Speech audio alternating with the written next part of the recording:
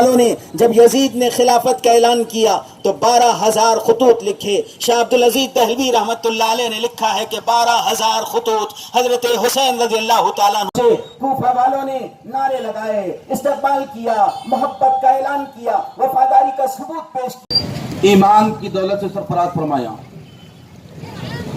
ابھی میں نے آپ کے سامنے قرآن کریم کی آیت کریمہ تلاوت کرنے کے سے حاصل کیا ہوں، اور اسلامی دنوں پر ہماری شریعت کا دار و مدار ہے. ہمارا 10 محرم الحرام کا روزہ، ہمارے رمضان المبارک کے روزے، ہمارا حج کا نظام، ہماری زکاتوں کا نظام، ہمارے اہم دن، ہماری اہم راتیں جو متعین کی جاتی ہے وہ اسی قمری مہینوں سے متعین کی جاتی ہے، اور ہجری سال کے مکمل ہونے پر یہ نظام ہمارا جو ہے تو تکمیل پاتا ہے. اس لیے ہمیں ان مہینوں کی عظمتوں، ان دنوں کی عظمتوں اور اس ہجری سال کی نسبت سے لاپرواہی نہیں برتنا چاہیے، بلکہ ان اسلامی سالوں سے واقفیت اور اس کے دنوں سے واقفیت اور اس کی تاریخ سے واقفیت امت مسلمہ کے لیے فرض کفایہ کا درجہ رکھتی ہے. محترم سامعین، اللہ نے یہ 12 مہینوں کا نظام زمین اور آسمان کے بنائے جانے کے دن سے اللہ نے جاری فرمایا.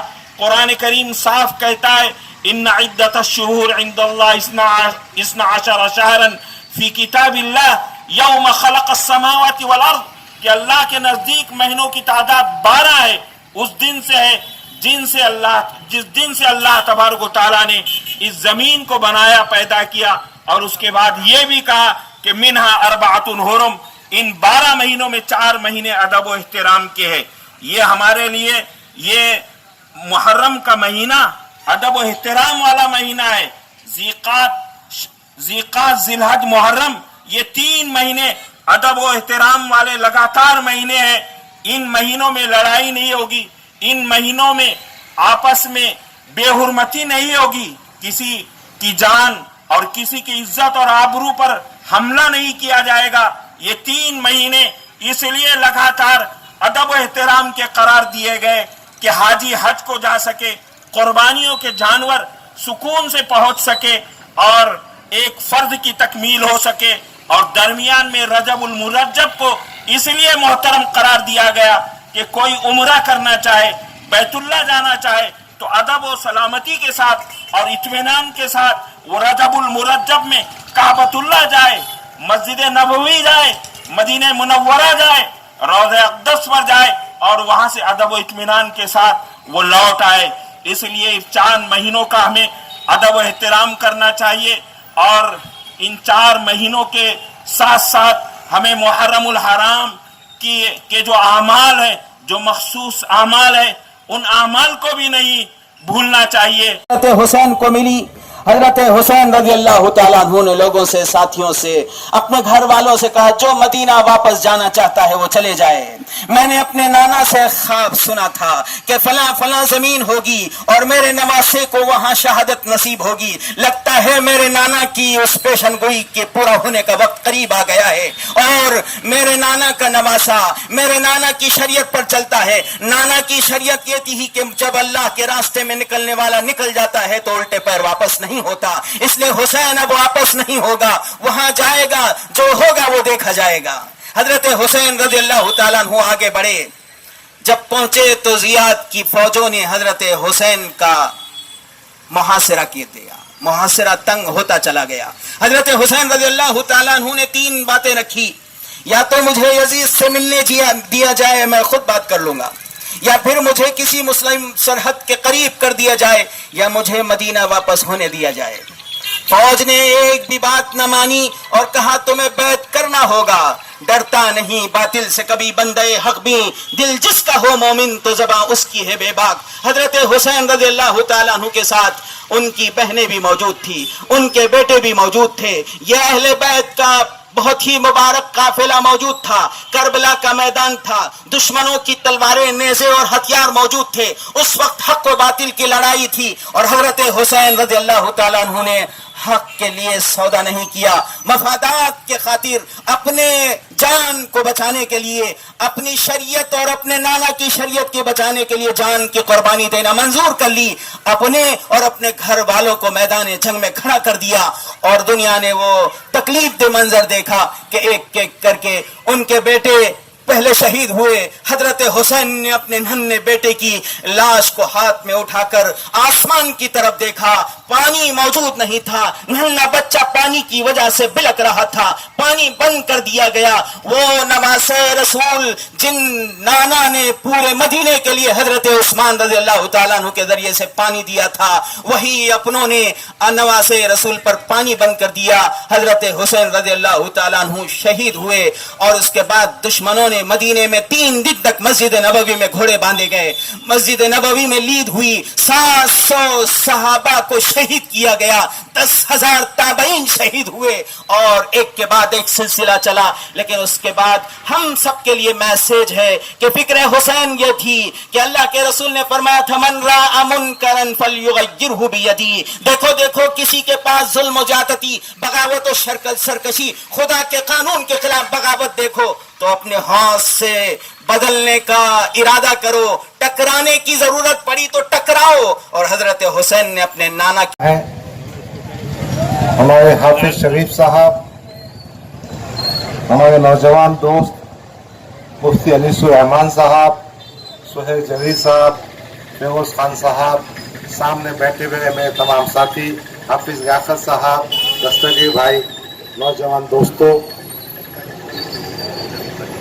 سب سے پہلے میں ہمارے نوجوان ساتھی شاہ نواز خان کا شکریہ ادا کرتا ہوں کیونکہ انہوں نے ہم کو اس مہینے میں ایک عنوان کے تحت جمع کیا ہے. جبکہ معاشرے میں ہم برتھ ڈے پارٹیز مناتے ہیں, ہم جلوس جلسے کرتے ہیں, کھانے کی دعوتیں کرتے ہیں, فارم ہاؤس پہ جا کر بیٹھتے ہیں. ہم کو اپنی تاریخ, اپنی وراثت, اپنے دین کے معلومات ہونا چاہیے. اس لیے میں اس نوجوان کی ستائش کرتا ہوں, دل کی گہرائیوں سے مبارکباد پیش کرتا ہوں. مجھے اندازہ نہیں تھا کہ بارش ہوگی. اس کے بعد ہمارا کوئی ساتھی کوئی پروگرام منعقد کرے گا تو انشاءاللہ ایک ہال میں کریں گے تاکہ کسی کو تکلیف نہ ہو. بارش ہونے کے باوجود یہاں اتنے ساتھی موجود ہیں, یہ آپ کی محبت کا ثبوت ہے. عزیزان گرامی, آج کا جو عنوان ہے کہ حضرت حسین, امام حسین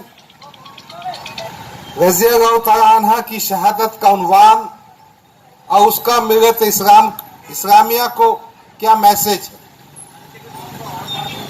پہلی بات میں آپ کو بتا دوں, جیسا مفتی انیس الرحمان صاحب نے کہا کہ وہ ہمارے آقا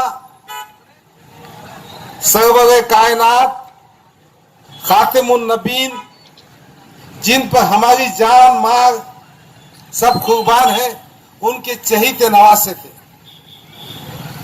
میں نے تاریخ کی اتنی اسٹڈی تو نہیں کی ہے, مگر مجھے پڑھنے میں آیا ہے یہ دونوں نواسے کس حد تک حضور سے مشابہت رکھتے تھے.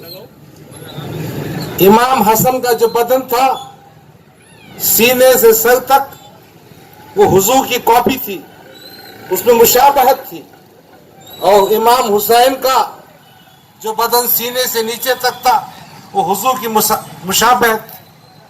اور حضور نے کبھی بھی اپنے نواسوں کو نواسا کہہ کر مخاطب نہیں کیا, بلکہ اپنے بیٹے کہہ کر مخاطب کیا. ایک بات, نجران میں عیسائیوں نے, یہودیوں نے مناظرے کی دعوت دی تھی اور کہا تھا حضور صلی اللہ علیہ وسلم سے کہ اپنے خاندان کے ساتھ اس مناظرے میں آؤ, مباحثے میں آؤ. اس مباحثے میں हुजूर ने हसैन को, हसन को, फातिमा ज़हरा को, अली को साथ में रखा और कहा ये मेरा अहले बैत है।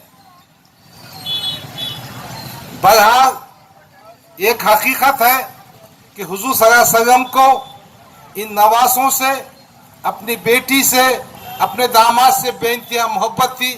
मुफ्ती साहब ने बज़ार बात कही है।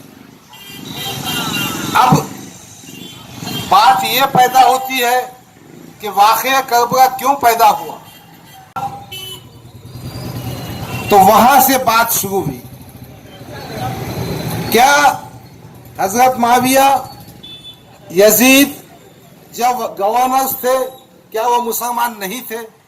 वो मुसलमान थे। वो कुरान को मानते थे, वो हदीस को मानते थे, वो पैगंबर को मानते थे। बात ये थी कि खिलाफत बादशाहत में तब्दील हो गई। बात ये थी कि खिलाफत ममलूकियत में तब्दील हो गई। बात ये थी कि खिलाफत डिक्टेटरशिप में तब्दील हो गई थी।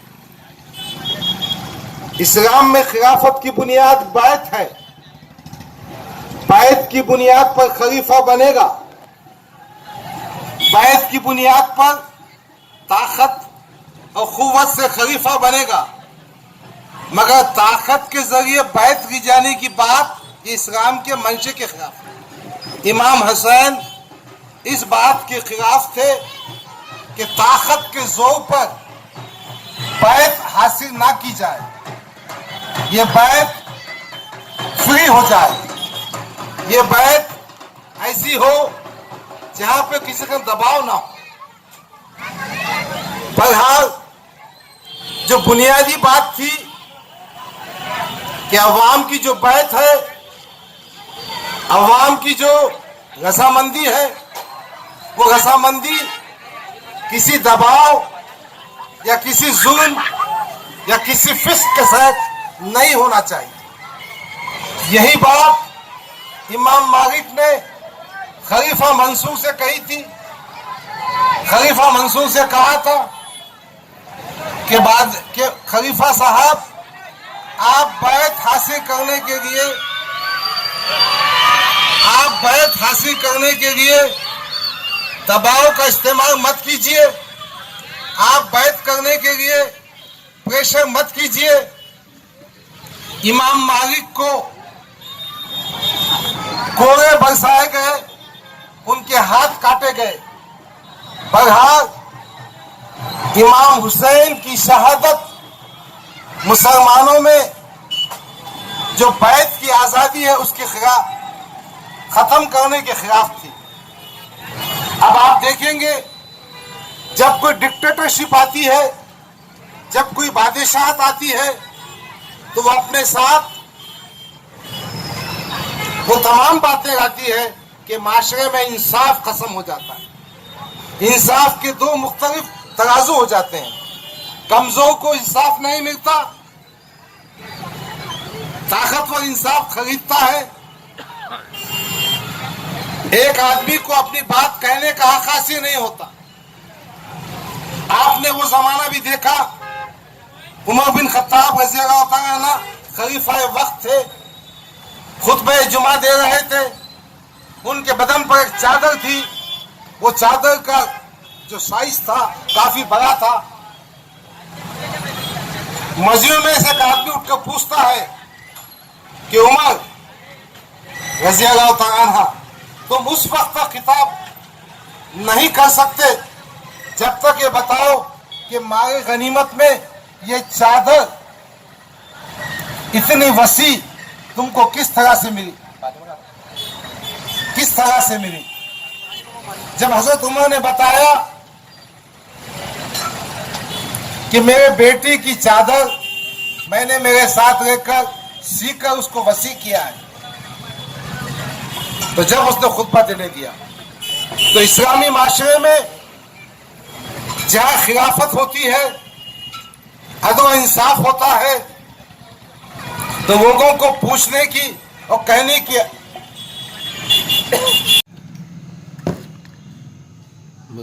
अस्सलाम वालेकुम। یوم شہادت کے موقع پر امام حسین رضی اللہ تعالیٰ عنہ کی یاد میں آج جنسی چورستے پہ ایک پروگرام منعقد کیا گیا تھا. اس پروگرام کے اندر بھری بارش کے اندر آنے کے بعد بھی لوگ امام حسین صاحب کو یاد کرنے کے لیے بیٹھے رہے, بھیگتے رہے, لیکن ہلے نہیں. اس پروگرام کے اندر جامع مسجد کے مولانا شیخ علیم ندوی صاحب, کاشف العلوم انیس صاحب, مولانا شریف صاحب, مہاراشٹر کے ایم آئی ایم پارٹی کے کارگزار صدر جناب ڈاکٹر غفار قادری صاحب اور ان کی پوری ٹیم, اور ہمارے محلے کے سبھی ہمارے دوست احباب اس پروگرام کے اندر شامل رہے. اور امام حسین صاحب کو جو بھی واقعہ تھا کربلا کا وہ ہر مولانا نے پیش کیا, بتائے. ہر احباب نے اس جلسے کے اندر, پانی کے اندر, بہتی بارش کے اندر سب لوگوں نے یہ سنے واقعہ. اس لیے میں ان کا تہہ دل سے شکریہ ادا کرتا ہوں. اللہ حافظ.